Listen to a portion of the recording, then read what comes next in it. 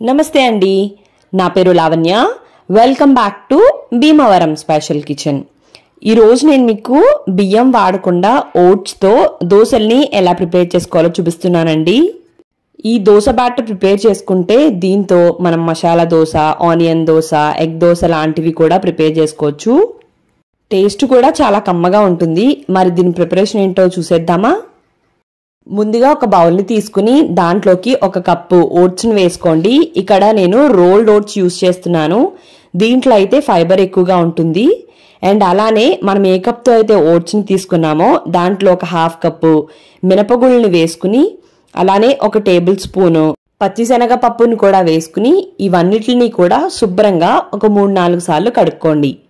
ఇలా కడుక్కున్న తర్వాత ఇవి ములిగేంత వరకు వాటర్ని పోసుకోండి, ఒక 2-3 గ్లాసులు.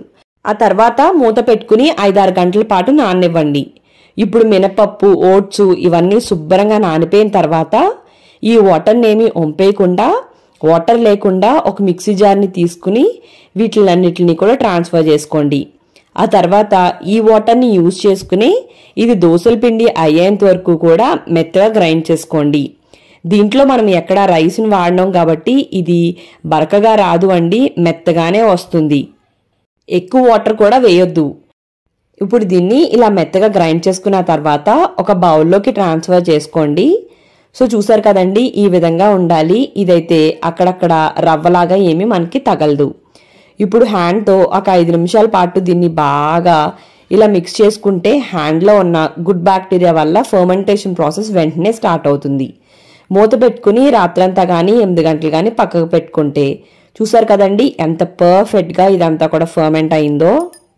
ఇప్పుడు దీన్ని బాగా మిక్స్ చేసేసుకుని దీంట్లోకి తగినంత సాల్ట్ వేసుకుని దోశలు వేసుకోవడమే.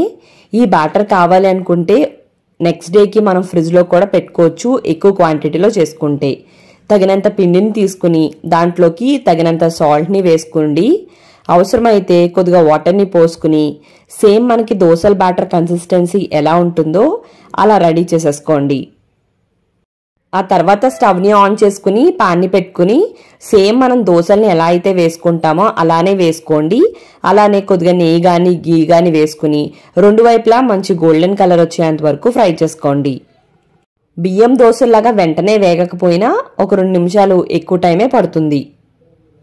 ఇప్పుడు ఇలా ఒకవైపు రోస్ట్ అయిన తర్వాత రెండో వైపు కూడా తిప్పుకుని రెండో వైపు కూడా రోస్ట్ చేసుకోండి. రెండో వైపు లైట్గా వేగితే సరిపోతుంది. రెండో వైపు కూడా వేగిన తర్వాత దీన్ని ఒక ప్లేట్లోకి ట్రాన్స్ఫర్ చేసేసుకోండి. ఈ దోశ బ్యాటర్ని యూజ్ చేసుకుని ఆనియన్ దోశ, మసాలా దోశ లాంటివి కూడా ప్రిపేర్ చేసుకోవచ్చండి. ఇక్కడైతే నేను ఎగ్ దోశ వేస్తున్నాను. ఇదే విధంగా అన్ని దోశల్ని కూడా వేసేసుకోండి. మరి మీకు ఈ వీడియో నచ్చితే like, comment, share and subscribe to Bhimavaram special kitchen. మీరు నా ఛానల్ని ఫస్ట్ టైం చూస్తున్నట్టయితే సబ్స్క్రైబ్ చేసి పక్కనే ఉన్న బెల్లో ఆల్ అని ప్రెస్ చేయడం మర్చిపోకండి. థ్యాంక్ యూ అండి. మరి మళ్ళీ వీడియోలో కలుద్దాం.